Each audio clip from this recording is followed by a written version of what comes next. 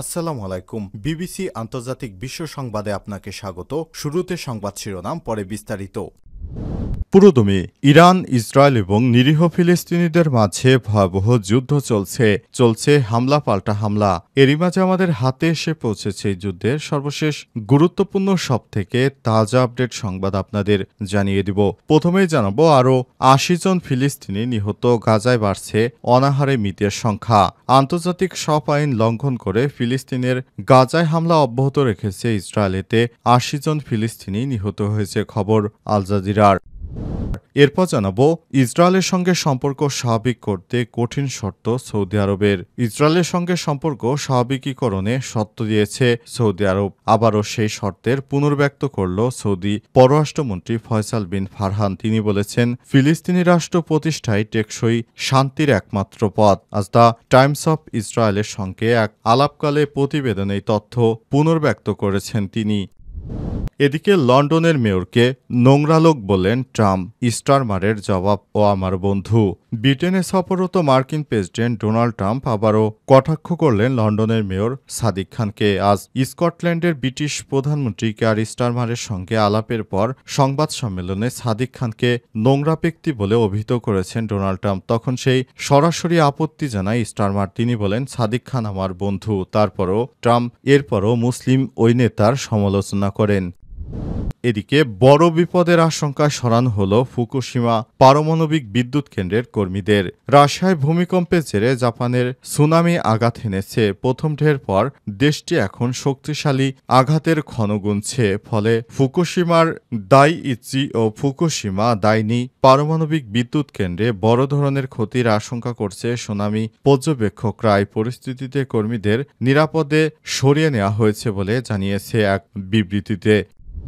এবং সর্বশেষ জানাবো, সিলেটে স্কুল ছাত্র হত্যায় ৮ জনের ফাঁসি, যাবজ্জীবন ৭। সিলেটে বিশ্বনাথ উপজেলায় স্কুল ছাত্র সুমেল হত্যা মামলায় ৮ জনের মৃত্যুদণ্ড, ৭ জনকে যাবজ্জীবন কারাদণ্ড দিয়েছে আদালত। জানা গেছে, যুক্তরাজ্য প্রবাসী এক ব্যক্তির বন্দুক থেকে গুলি করে হত্যা করা হয়েছিল সুমেলকে। দীর্ঘদিন মামলাটি আদালতে ঘুরছিল। অবশেষে এই মামলার রায় দিয়েছে আদালত। আজ সিলেটে এই মামলাটি রায় দেয়া হয়। সেখানেই সাজা দেন আদালতের বিচারক। প্রিয় দর্শক, এতক্ষণ শুনছিলেন সংবাদ শিরোনাম, এবারে বিস্তারিত। তবে তার আগে বন্ধুরা, অনুরোধ থাকবে এই সংবাদটিতে একটি লাইক দিন। এই চ্যানেলে আপনি নতুন হয়ে থাকলে আমাদের সংবাদটি দেখতে দেখতে চ্যানেলটি সাবস্ক্রাইব করে রাখুন। কমেন্ট করে বন্ধুরা আপনার মূল্যবান মতামত জানিয়ে দিন আপনি বিশ্বের কোন দেশ থেকে বা বাংলাদেশের কোন স্থান থেকে আমাদের সংবাদটি দেখছেন এবং শুনছেন। আর বন্ধুরা, এই সংবাদটি আপনার সোশ্যাল মিডিয়া ফেসবুকে শেয়ার করে বন্ধুদেরও দেখার সুযোগ করে দিন। এবারে বিস্তারিত। আরও ৮০ জন ফিলিস্তিনি নিহত, গাজায় বাড়ছে অনাহারে মৃত্যুর সংখ্যা।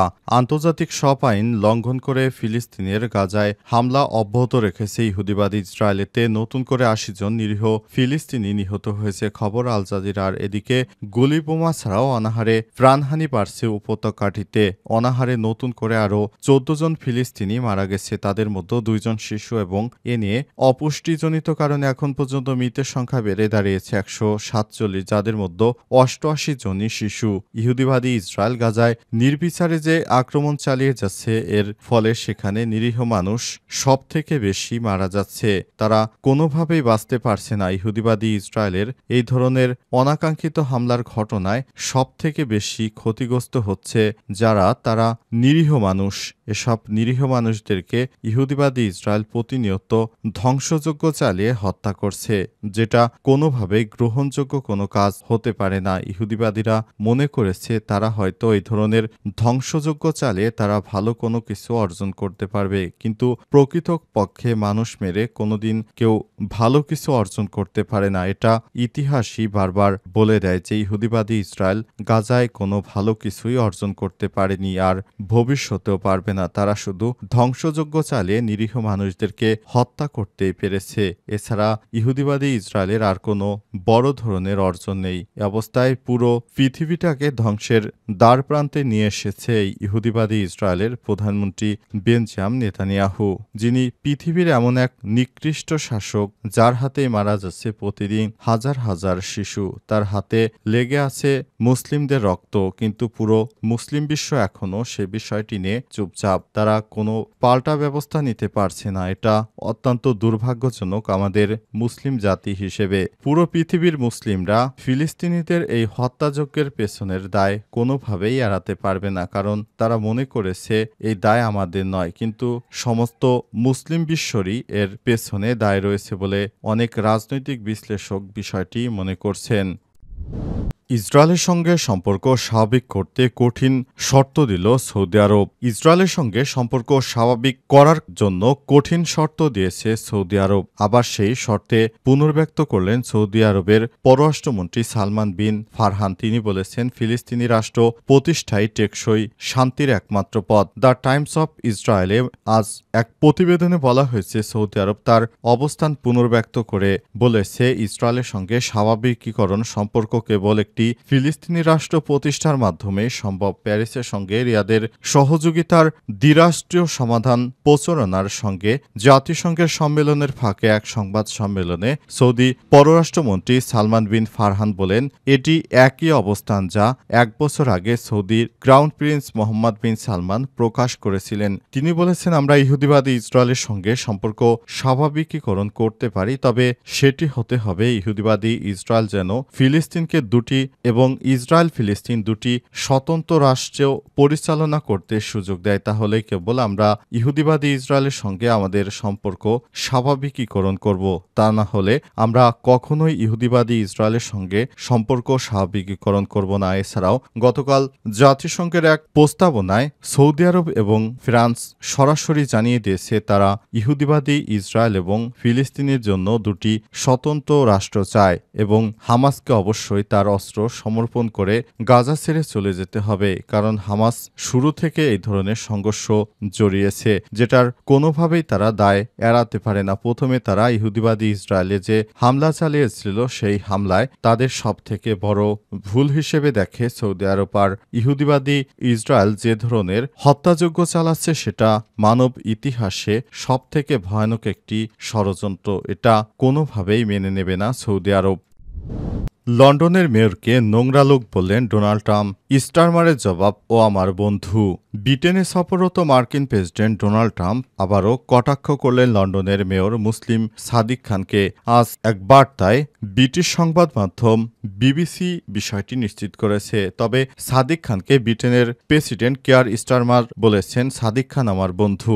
সংবাদ সম্মেলনে এক সাংবাদিক ট্রাম্পকে প্রশ্ন করেন, তিনি সেপ্টেম্বরে রাষ্ট্রীয় সফরে লন্ডনে যাবেন কিনা। জবাবে ট্রাম্প বলেন, নিশ্চয়ই যাব, তবে আমি তোমাদের মেয়রের ভক্ত নই। আমার মনে হয় তিনি ভয়ঙ্করভাবে খারাপ কাজ করছেন। এরপর যোগ করেন, লন্ডনের মেয়র একজন ন্যাস্টি পারসন, অর্থাৎ নোংরা লোক। তখন ব্রিটিশ প্রধানমন্ত্রী কেয়ার স্টারমার বলেন, সে আমার বন্ধু। কিন্তু তাতেও থামেনি ডোনাল্ড ট্রাম্প। তিনি বলেন, এখনও মনে করি তিনি খুব খারাপ কাজ করছেন, তবে আমি অবশ্যই লন্ডন যাব।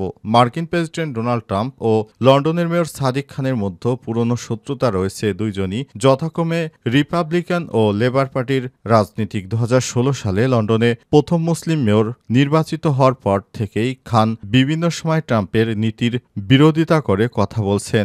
বিশেষ করে মুসলিম দেশগুলোর নাগরিকদের উপর ট্রাম্পের ভ্রমণ নিষেধাজ্ঞা নিয়ে তিনি প্রকাশ্যে সমালোচনা করেছেন। তখন ট্রাম্প তাকে সন্ত্রাসবাদের বিরুদ্ধে ব্যর্থ, স্টোন কোল্ড লুজার এবং ভীষণ বোকা বলে আক্রমণ করেছিলেন। আবার নতুন করে তিনি এবার খোঁচা মেরে কথা বলতে যান। তবে সর্বশেষ কেয়ার স্টারমার সরাসরি জানিয়ে দিয়েছেন, আমি লন্ডনে যে মেয়র রয়েছে সে আমার বন্ধু, আমরা দীর্ঘদিনের বন্ধু।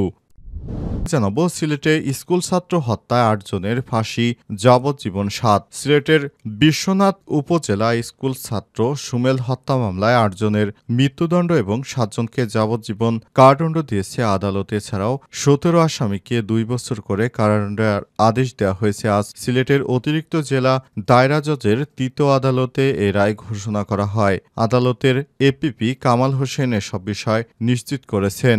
মৃত্যুদণ্ডপ্রাপ্তরা হলেন সাইফুল, নজরুল, সদরুল, সিরাজ, জামাল, শাহিন, আব্দুল জলিল, আনোয়ার। যাবজ্জীবন দণ্ডপ্রাপ্তরা হলেন ইলিয়াস, আব্দুল নূর, জয়নাল, আশিক, আসকির, ফরিদ ও আকবর। আদালত সূত্র থেকে জানা গেছে, 2021 সালের 1 মে বিশ্ববিদ্যালয়ের বিশ্বনাথের চৈতন্যনগর গ্রামের নজির উদ্দিনের ক্ষেতের জমি থেকে জোর করে রাস্তায় মাটি তুলতে চান যুক্তরাজ্য প্রবাসী সাইফুল। এ সময় তাকে বাধা দেন নজির উদ্দিন, তার চাচাতো ভাই মানিক মিয়া ও ভাতিজা ১০ম শ্রেণীতে পড়ুয়া সুমেল মিয়া। এ সময় দুই পক্ষের মধ্যে বাকবিতণ্ডায় এক পর্যায়ে সাইফুল আলম বন্দুক বের করে গুলি ছোড়ে নিতে গুলিবিদ্ধ হয় সুমেল মিয়া প্রাণ হারান। গুলিবিদ্ধ হন সুমেলের বাবা, চাচাসহ ৪ জন।